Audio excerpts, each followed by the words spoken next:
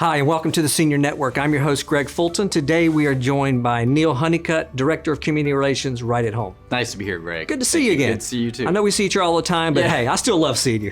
Me too. I love coming and talking about seniors. Great information for us to people. share. Exactly. Yeah. Well, speaking of that, tell us a little bit. You and I were talking earlier, and I guess the one thing that concerns us a lot is the risk of falls. Yeah, it's a huge deal. In the healthcare field, 3 million people every year go to the hospital for a related incident to a fall, and 27,000 of those people actually die. And a larger number, as you can imagine, of hundreds of thousands of people lose independence because of it or have some form of disability after a fall. So what we're trying to do is prevent that from happening in the first place. And explain that a little bit more, Neil, when you say that, meaning the progression of what happens after a bad fall and what that means for their life may be moving out of where they are living. Yeah, absolutely. So our goal is to keep someone independent in their homes, of course. One of the things that we try to encourage people to do is to talk to their doctor, first of all, if they have some type of diagnosis like arthritis, if they're diagnosed with a vision or hearing deficit, those are all factors that can lead to falls. So one of the things that we do is encourage them to do that. Let the doctor know if they have had a fall. They don't need to be quiet about it. You know, it's just a little slip. Exactly. A lot of people do that. They'll have 3 or 4 falls at home. They won't tell the doctor. The doctor can't adjust anything. It could be a medication. It could be something in their diet. They're maybe not eating enough protein. They're not eating enough, vitamin D. Dehydration, right? Hydration. There's something not right that the doctor. It might be a medication that's causing their dizziness. So they need to really talk to their doctor, and the doctor can have a game plan for them to avoid these things. Well, and tell the viewers a little bit about, obviously, our services at Right at Home and how the families hire us a lot of times just for that security.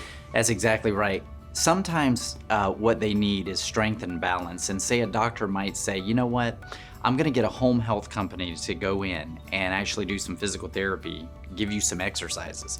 Well, the problem is a lot of times the family member, say that's out of state, is concerned that mom and dad won't complete those exercises by themselves because they're afraid.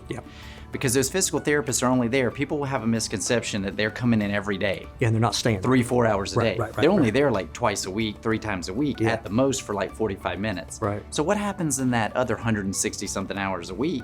Well, they a lot of times they won't complete those exercises. If you have someone in the home, like say a caregiver comes in every day, she can come in or he can come in and say, hey, I'll be that extra person to give them confidence to move through those exercises.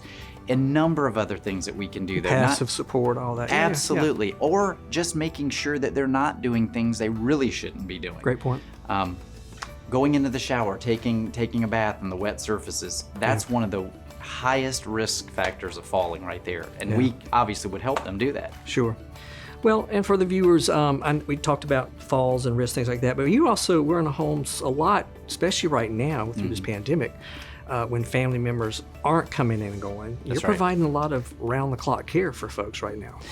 We are. We really have had a tremendous increase with everything that's been going on lately this year with COVID-19 and a number of other things. That just threw more risk into it. And people want to stay safe at home, right? That's right. They want to stay safe. They want to have less people coming in and out of the home. So we're working with families quite often that live out of state, and we're doing a lot of virtual conversations with them. And a lot of people, they've heard of Zoom. They've heard of a lot of these other applications that you can use. We have a lot of conferences with families via phone, via Zoom, however they want to do it, so that we can come up with a game plan for their families. And it's like they're there. They can be there. They can see our faces. They can see the family's face. But we are really seeing an increase in this right now, and it's very important. If anyone has any of these factors that we've talked about, medications, maybe they have an assisted device like a walker, a cane, but they're not really using it properly. We can help them understand how to use that. We can find professionals that will come into the home. Going through a home safety assessment in their evaluation house. When you go. Evaluation, that's right.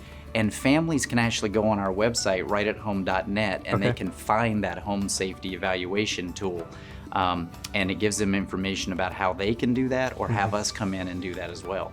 Great information, Neil. You always bring the information to us, and I really appreciate that. Thank you. We need to take a break. Stay with us here on the Senior Network. We will be right back.